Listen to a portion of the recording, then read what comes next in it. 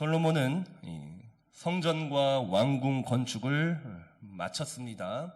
그리고 24년 전 기브온에서 만난 하나님을 다시 한번 만나게 되어 하나님의 음성을 듣게 됩니다.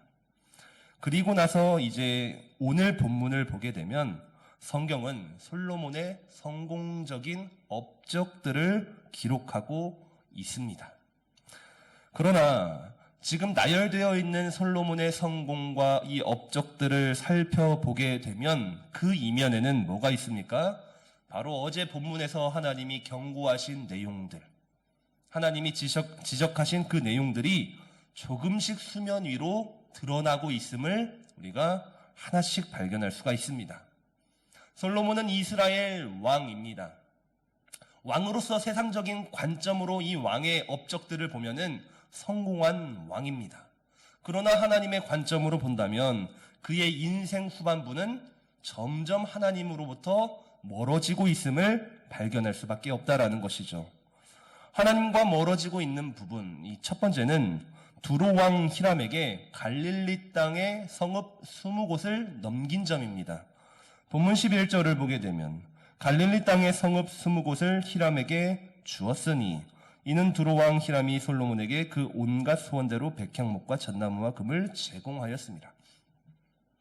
솔로몬이 성전과 왕궁을 건축할 때 가장 큰 도움을 받았던 이방 나라는 두로왕 히람이었습니다.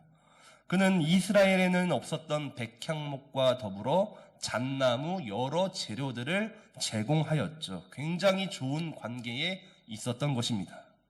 그리고 나서 히람은 갈릴리 땅을 담보로 하여서 금 120달란트를 솔로몬에게 넘겨주게 되는데 바로 여기에서 문제가 발생한다라는 것이죠. 첫 번째 문제는 갈릴리 땅을 히람에게 넘겨서 금 120달란트를 받아야 할 만큼 지금 국고가 비어있는 상황이라는 것입니다. 국고가 비일 정도로 무리한 건축 사업을 했다라는 것이 문제인데 중요한 것은 그 국고를 채워내기 위해서 솔로몬이 선택한 것은 하나님의 약속이 있는 땅을 두로왕 히람에게 넘겼다라는 점입니다. 물론 히람이 받은 갈릴리의 20성읍은 그가 보기에도 매우 좋지 않은 땅이었습니다. 쓸모없는 땅이라고 성경은 기록하고 있죠. 그러나 그 땅이 아무리 쓸모없을지라도 그 땅이 아무리 무가치해 보일지라도 약속과 역사가 있는 땅이라는 것이죠. 하나님께서 그 옛날 출애굽할 당시부터 주시겠다라고 언약하신 땅입니다.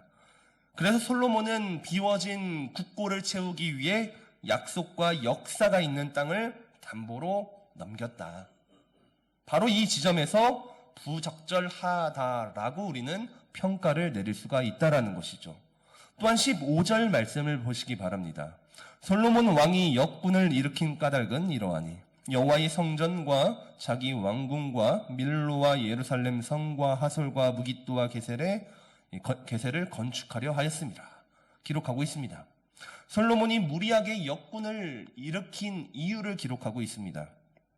여호와의 성전, 자기의 왕궁과 더불어 밀로와 예루살렘 성 하솔과 무깃도와 게셀의 건축을 하기 위함이었던 것입니다.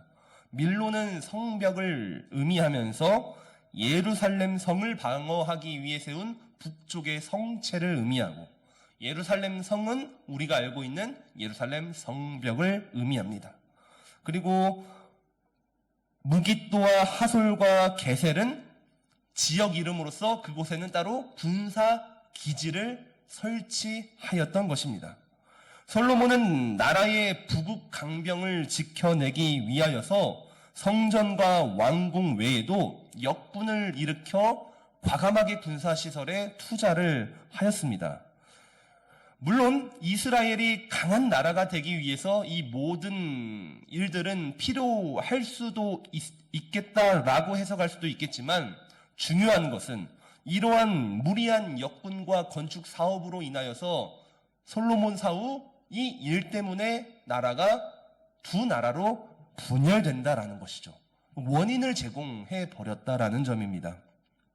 결과적으로 지금 솔로몬이 세우고 있는 강한 나라는 미래를 담보할 수 없는 아주 무리한 사업이었다라고 결론을 내릴 수밖에 없다라는 것이죠. 또한 이러한 건축 사업을 위해서 솔로몬이 무엇을 했냐? 가나안의 원주민들을 노예로 부리기도 합니다.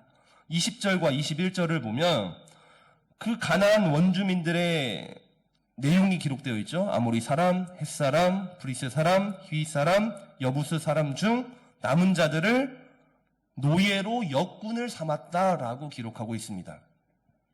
이스라엘의 건축 사업에 이 가나안 원주민들이 노예로 투입되고 있다라는 거예요.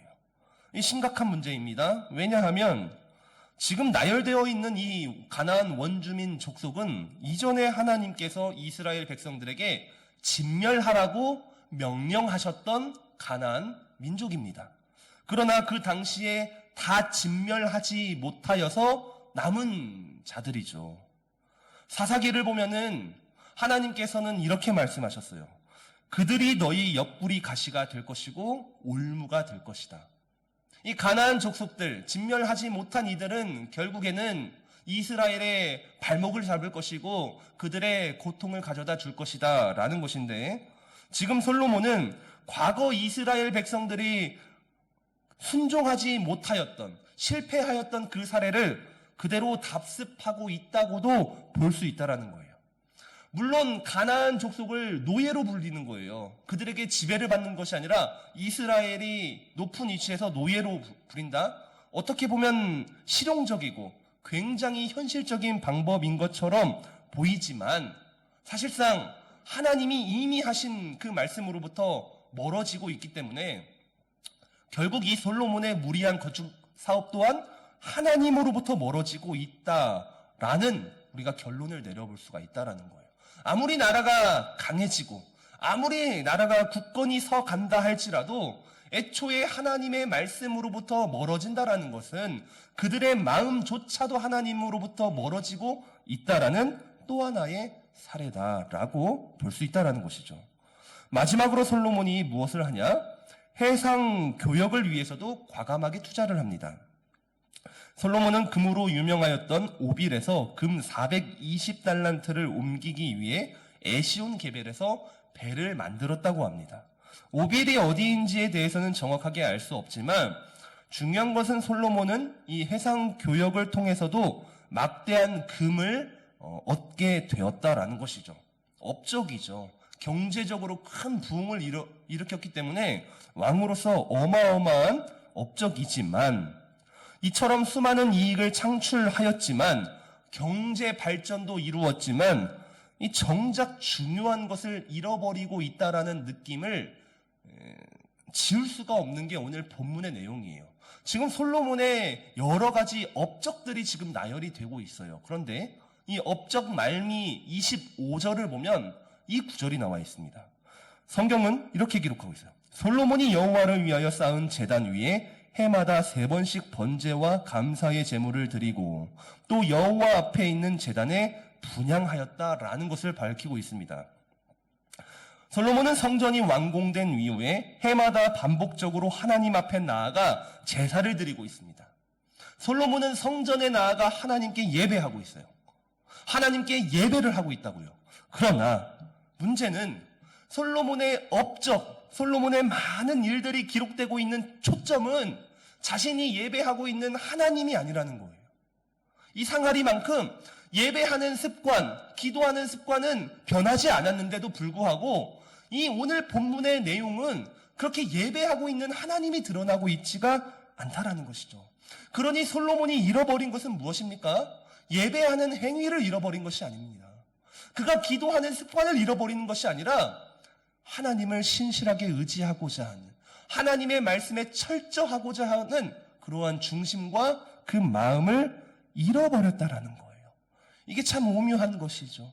겉으로 볼 때 솔로몬의 신앙생활, 종교생활은 조금도 변함없는 것처럼 보이지만 정작 그의 나라 후반기, 통치 후반기로 갈수록 이 상하리만큼 하나님의 말씀으로부터 벗어나고 조금씩 교묘하게 하나님이 경고하신 내용들로부터 어긋나 있다라는 것입니다.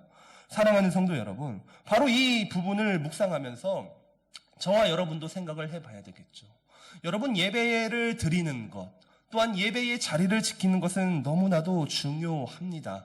성도에게 이 예배의 행위는 결코 빠져서는 안 되겠죠. 그러나 그럼에도 이 예배하는 행위보다 더 중요한 것이 있다면 삶의 모든 순간순간마다 하나님을 의지하며 바라보는 이 신앙과 중심이라는 것입니다. 예배하는 행위, 어떻게 보면 자세를 갖추어 옷을 입고 예배하는 행위는 하루에 얼마 되지 않아요. 일주일에 얼마 되지 않죠. 그렇다면 예배하지 않는 행위, 그러니까 우리의 삶을 살아갈 때에 과연 우리는 그 세상 속에서 어떻게 살아가고 있냐라는 것이죠. 바로 솔로몬은 이 지점을 놓쳤던 것처럼 보입니다. 지금 솔로몬의 업적 이면에서 발견되고 있는 위험 징후가 바로 이 부분이라는 것이죠. 나라가 부강해집니다. 바빠지는 것이죠.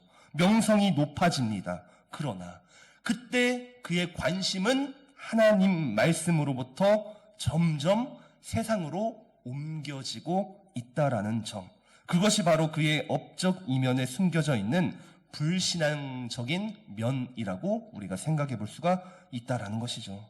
따라서 저와 여러분의 삶에도 하나님을 예배하는 행위 이전에 하나님만을 신뢰하며 하나님의 말씀을 최고의 가치로 여기며 살아가고 있는가, 우리의 중심을 먼저 점검해야 할 것입니다. 특별히 그 마음이 하나님만을 신뢰하고자 하는 마음이 상황에 따라 변하지 않기를 소망합니다. 부동심과 같은 것이죠. 우리 인생의 높고 낮은 그래프와 같이 고난이 찾아오더라도, 평화가 찾아오더라도 부동심과 같이 하나님을 향한 신뢰하는 믿음, 그 시선은 절대로 변하지 않기를 소망합니다.